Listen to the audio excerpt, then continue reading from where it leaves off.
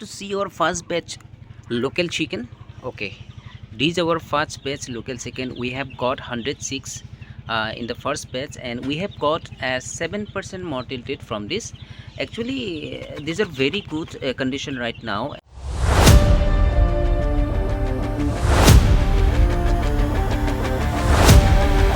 Brooding 46. Actually, this is a homemade brooding system. It is very easy to do it. Just surround it with 4 thin and some wastage curtain, and we have used some fodder here.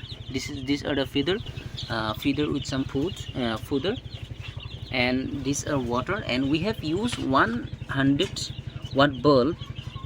First time we have used two, but one has got damaged, and now it is running with one bulb and it is working absolutely fine. And these are the fodder, and this our 6, it is very good conditions. And next time we are going to increase this batch up to 506, and it will be free range chicken near our house. And already we have made the free range area.